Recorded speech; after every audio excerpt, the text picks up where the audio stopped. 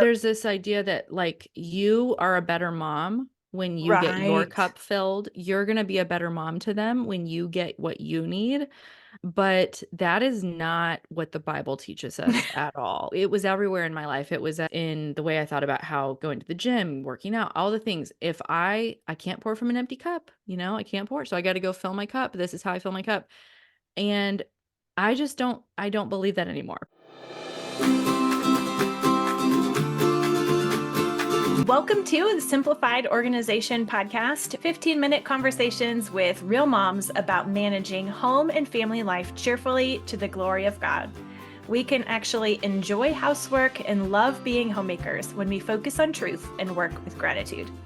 I'm Mystie Winckler, a homemaker now for over 22 years, homeschool mom of 5 with 2 graduates, and author of the book Simplified Organization, Learn to Love What Must Be Done. And today I'm joined by Haley Williams. Haley is a mom to 4 girls, wife, and she is also host of the Kindled podcast, a podcast that shares truth and grace boldly from a biblical worldview on all things Christianity and culture. Yeah. Well, Hi. thank you so much for joining me, Haley. Thank you for having me. So, thinking of cultural issues and homemaking and really learning to love our role as a homemaker is hard on a number of fronts because feminism, it's just fed our ideas and our imaginations in ways we don't even realize. We can think that we've rejected feminism, and yet it's still making us disrespect and disregard the work of creating and keeping a home. And I know you have some thoughts and stories on that yourself as a business owner and brand new homeschool mom. So Yeah. I'd love to hear your thoughts on that.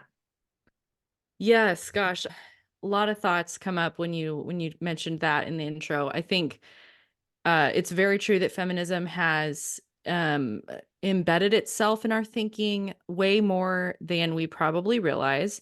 Even for Christian moms like you and I who were homeschooled or are homeschooling, so many of the ways that I have thought about my home or my role in the home have been influenced by feminism. And it's taken me years to even pull back some of the layers to realize what is beneath my frustration or my, just short-temperedness or my lack of desire to focus in this area. Like I think I've looked down my nose a number of years at people who, for instance, just as a silly example, like had cleaning schedules. Was like, I'm not going to do that. Why would I have a schedule for when the bathrooms are cleaned, or I don't know when the bed sheets have been washed. I mean, who knows? Like, let's see, do they look clean? And I think, yeah, so there's definitely a lot of areas I've noticed that, man, I have not put care and intention into this. And part of that for me, I think, is because I have owned my own business for over a decade now, out of college. I got a job for 1 year as a web designer. And then when we moved, got married shortly after that. And then we moved back to Kansas. And so that was when I started my own business. And you talk about the home being a place where we are entrepreneurs, but I started off my married life and my motherhood as an entrepreneur of my own business not outside the home. I was working from home, but Yeah. in addition to.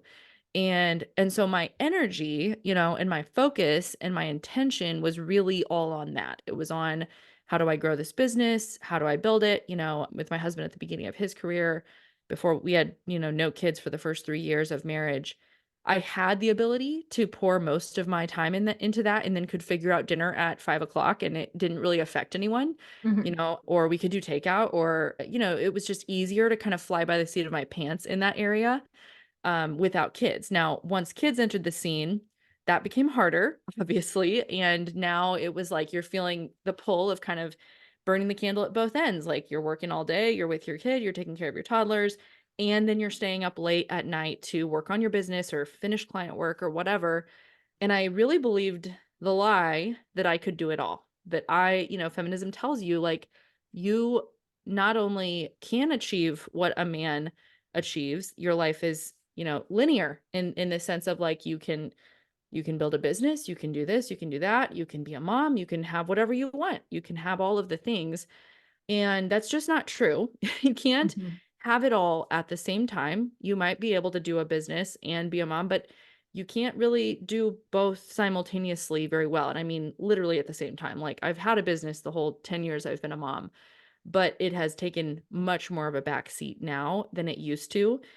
Even in terms of just my desire and my heart attitude towards it is like, I don't want to grow. I don't want this is not where my heart is at anymore. It is really just something that I do because it gives us additional income and it's a blessing to our family.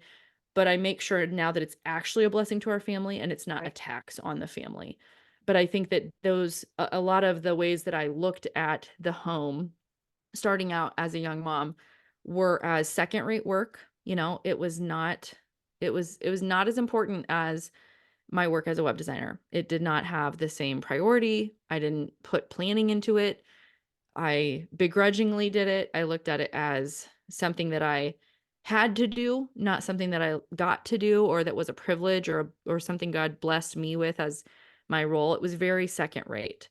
And so it's definitely been a sanctification process of God revealing those heart attitudes in me and stripping me of those and helping me to kill the sin that has fed those attitudes and those mindsets and ways of living that yeah, and it's been a process. So 10 Mhm. years into being a mom and 1 semester into being a homeschool mom, I'm still, uncovering other areas that I'm realizing need more growth, but it Well, has that's been life. yeah. That's a Yes, sanctification.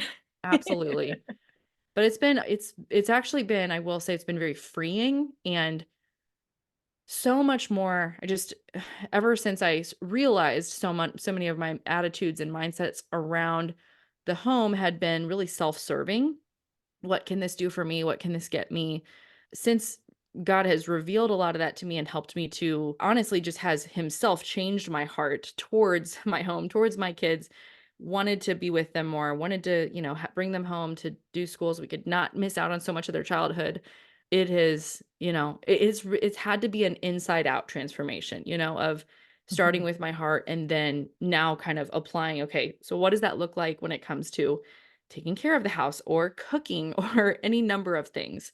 So I'm still learning in that area, but yeah, the whole feminism thing, I never have called myself a feminist. I never have thought, I've always been conservative. I've always, been really traditional marriage, all of that and yet it still did definitely have an impact on how I thought about things. Yeah. Yeah. And so you've probably also read a bunch of business books as well. I love reading business books, but Uh-huh. particularly the ones written by women Yeah. do like they always call out that either before you can be successful or as soon as you even begin to be a little successful, obviously the first thing you will do is get a cleaning lady, get a Mhm. babysitter, these different things where the work of your home and your family should be delegated and outsourced. That's Mhm. part of even a sign of success or a Yeah. prerequisite for success. Oh yeah. Yeah. I mean, and that was present all yeah, since my kids were really little. My oldest went to preschool when she was 19 months old. That was when she started and it was a 9 to 2 Mother's Day out program 2 days a week. So it wasn't like a ton, but those were like my work hours. That was my time. And so you can imagine how hard that was for me when she was sick or when preschool was closed. And it was like, I don't get my time. I don't, well, now where am I going to get my work done? And it was just always this perpetual rat wheel of it's never enough. It's never enough. It's never enough. Even when I got the 5 hours, it flew by. It was still never enough. It was never enough to feel like I had accomplished what I wanted to accomplish, which was because it wasn't just about using my time wisely. It was about, for me, for a number of years, was about kind of this self-actualization. Like I need to be made right through what I produce. I need to be seen as successful or legitimate through this business, and this needs to give that to me. And so, of course, 5 hours, 2 times a week was really not enough to do that for my self image or identity or, yeah. And so then I think you get in that spot of being like, well, so I need more time, So then what does that look like when you have your second kid? I mean, you have a babysitter come, you have a nanny come, you hire someone from, what's that nanny website? I had a college girl who would come a couple times a week, and I don't know. It's tough because it's like, did the money help us? Yeah, sure. But was it really about the money? I don't think so. I don't think so. I think it was mostly about this preconceived idea in my head that I had to do both. I didn't want to just be a mom. Like that to Right. me was not enough. And I felt like I didn't want to sacrifice what I had built. That was something that was like kind of my thing. And what would I have? I'm so creative. How would I, viewing like the house, the home, or my children couldn't be a legitimate outlet for my creativity, Hmm. right? Like that was actually how I was thinking about it. Like, no, that isn't really good enough. I've got to use that somewhere else that a client could see and pay me for, and I could get that exchange of, that's transactional. Like, I am worthy, I am good, I am creative. Sad when you hear it said that way, but I think for me, for the first few years of motherhood, and my oldest is now almost 10, so this was a while ago, but definitely battled all of that. And yes, the business books, the business podcasts did not help. They did not help at all in terms of giving me a biblical worldview of what my role was and what God had for me in that season because he had made me a mom. It's like, not that I couldn't ever have a business or couldn't ever do web design, but what was my primary purpose and role in the season of being a young mom of multiple kids was not to get my identity fed through all of these other things. Yeah.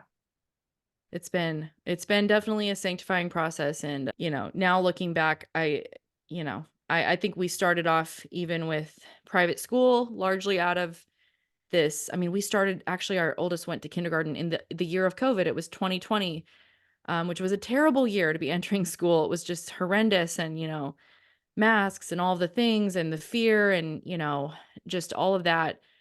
And I know a lot of people who were starting school that year, they ended up homeschooling and we didn't. And looking back, I'm like, I was just a different person back then because today, I guarantee if any of that stuff was to happen, I'd be like, we'd be homeschooling so fast. Like it would, be a wink. But at the time, it was like I grasped so tightly to that, but I'm almost there. I'm almost made it to the kindergarten year where they're gonna, right, go get this great education and I'll get a little more time, again with that mentality. Not saying that everyone who sends their kids to school does that, but I was certainly, I just kind of had it in my mind like, this is the way, this is the path, this is the agenda, here's what we're doing, kind of cannot be moved from that. And so, we were actually in that school 4 years before we pulled our kids out, and that was just this past Christmas. So, and now looking back, of course, hindsight's 2020, but I'm like, I wish I could get those years back. I wish I could I wish I could have that time that I kind of squandered doing whatever I wanted, right? Going to the gym, living my life, getting work done, going to coffee shops, all the things that like you feel really good while you're doing it as a mom. You're like, oh, yes, this feels great, getting my time in. But then afterwards, after months or years of doing that, you look back and are like kind of sad about how that time was spent. So there is a consequence for that ideology and how you allow that to drive your life. Hmm. Yeah. And, I think when we do have our priorities and our mindset in order, it's not like, oh, having a business as a mom is, not good or something you shouldn't Right. do. Or a Mm-hmm. school or these things that we all have to just become aware Mm-hmm. of the reason why we're pursuing things and what's Yeah. behind it in our thinking and what are Yeah. we really after. Absolutely. And yeah, most of the business stuff that tells you, how to arrange your time and what you should do and how you should do it assumes that the best thing you can do for yourself, and sometimes they even say it's for the kids, Yeah. is to They do. outsource your children. Yeah. And And there's this idea that like you are a better mom when you get your Right. cup filled. You're going to be a better mom to them when you get what you need. But that is not what the Bible teaches us at all. It was everywhere in my life. It was in the way I thought about how going to the gym, working out, all the things. If I can't pour from an empty cup, I can't pour. So I got to go fill my cup. This is how I fill my cup. And I don't believe that anymore because the way we can pour from an empty cup is because it's like it's not coming from us anyway. It's being poured into us from Christ. And so he's never empty. He is always, right? Like he has come that we may have life and have it to the full, have life abundant. And it's not dependent on my circumstances of whether I got to work out that day or whether I got to sit down on my laptop for 2 hours. It is not about those things. Those things don't actually fill my cup. They always leave me wanting more. And I learned that plenty of times in real life, in real time.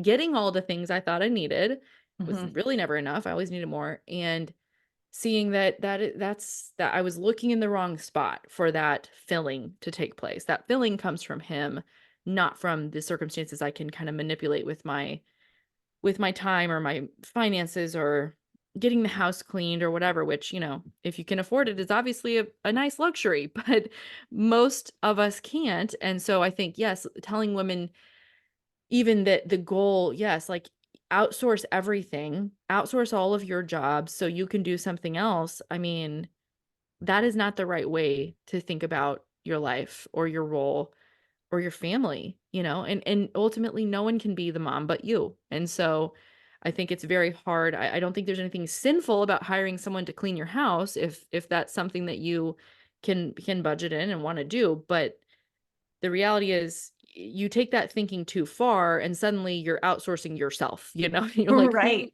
who can do everything that I do? Because I don't want to do any of it. And that's where, yes, like it is the motivation behind what's driving you and all of that gets dicey pretty quickly. Come back next week for part 2 of my conversation with Haley Williams, where we talk more about juggling multiple responsibilities and having a better perspective about being a mother and a homemaker.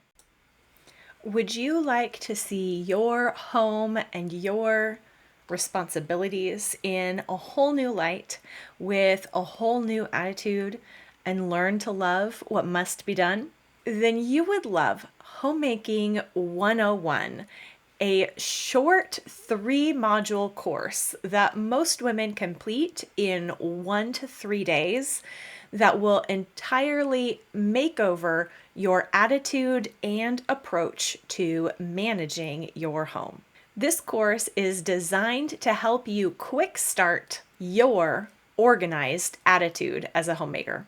Normally, Homemaking 101 is $36 for lifetime access, but if you go to the link in the description, you can use the discount code Kindled. That's discount code Kindled to get this course for just $24. You can find it in the shop at Simply Convivial or go to the direct link in the description of this episode so that you can organize your attitude, learn to love what must be done, and repent, rejoice, repeat.